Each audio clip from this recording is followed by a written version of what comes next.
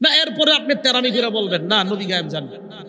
আরে ভাই, এই যে বলতেছে আলা আলামুল গায়বা, আপনি বলেন আমি গায়েব জানি না। না আপনি বলবেন না নবীরে বেশি ভালোবাসি বলেই বলছি নবী গায়েব জানে।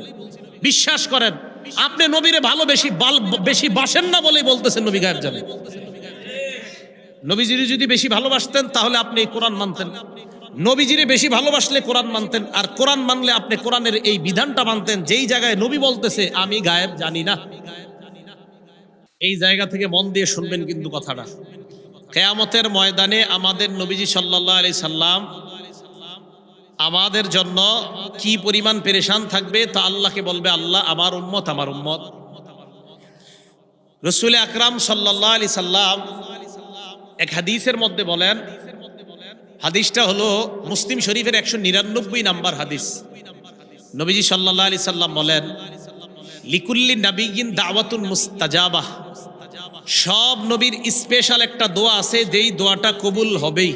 আল্লাহ সব নবীকে এমন একটা দোয়া দিছে যেই দোয়াটা ইয়াদউ বিহা ফায়ুস্তাজাবু লা, করা মাত্রই আল্লাহ কবুল করে নেবেন।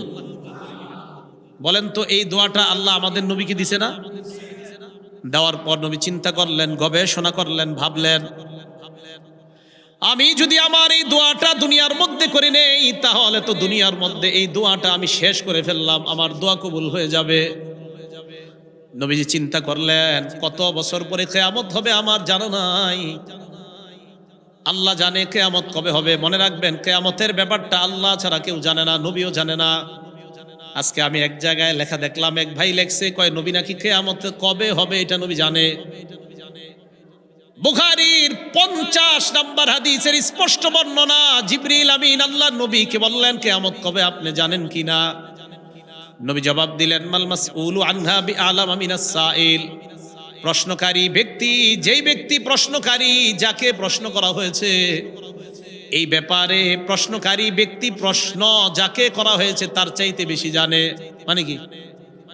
মানে কিয়ামত যে কবে হবে প্রশ্নকারীও জানে না, যাকে করা হয়েছে সেও জানে না। ও জিবরিল তুমি প্রশ্ন করলা তুমিও জানো না, আমাকে প্রশ্ন করলা আমিও জানি না। নবী বলেন খামসুন, এমন 5টা বিষয় আছে লা ইয়ালামুহুন্না ইল্লাল্লাহ, এই 5টা বিষয় দুনিয়ার কোনো মানুষ জানে না, জানে একমাত্র আল্লাহ। এর মধ্যে 1 নাম্বার হলো ইন্নাল্লাহা ইনদাহু ইলমুস সাআ, নিশ্চয়ই আল্লাহর কাছে কিয়ামতের ইলম, কিয়ামতের বিদ্যা, কিয়ামত কবে হবে একমাত্র কে জানে। এই জায়গাটা একটু ক্লিয়ার হন। তো আমাদের মধ্যে যে বললাম 2 দল, এক দল নবীজিরে বেশি মহব্বত করে, এই বেশি মহব্বতকারীদের একজন আজকে লেখছে যে নবীজি কিয়ামত কবে হবে এটা জানতেন, যেই জায়গায় হোক লেখছে নবীজিরে। ওই যে বললাম পদ্ধতি ভিন্ন, উনি আসলে নবীরে মহব্বত করে কিন্তু কিন্তু এই যে সঠিক পদ্ধতি হলো না। আপনার কিন্তু এতে আপনার ইমানের মধ্যে সমস্যা হয়ে গেছে। কিয়ামতের মাসালা, কিয়ামতের ব্যাপার, এটা কবে হবে না হবে একমাত্র আল্লাহ জানে। কে জানে?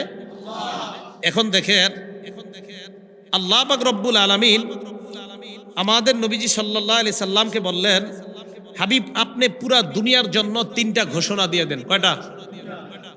সূরা আনআম আয়াত নাম্বার 50, সূরা আনআম 50 নাম্বার আয়াতে আল্লাহ বলেন, কুল্লা আকুলু লাকুম ইনদি খাজাইনুল্লাহ, 1 নাম্বার ঘোষণা আপনি দিয়ে দেন, আপনি বলেন আমি তোমাদেরকে এই কথা বলি না আমার কাছে আল্লাহর সব খাজানা, আল্লাহর ধনভাণ্ডার। 1 নাম্বার আল্লাহর ধনভাণ্ডার আমি নবীর কাছে আমি বলি না, আল্লাহর ধনভাণ্ডার আল্লাহর কাছে, আল্লাহর ধনভাণ্ডার আল্লাহর কাছে। 2 ওয়ালা আ'লামুল গায়বা, আমি গায়েব জানি না।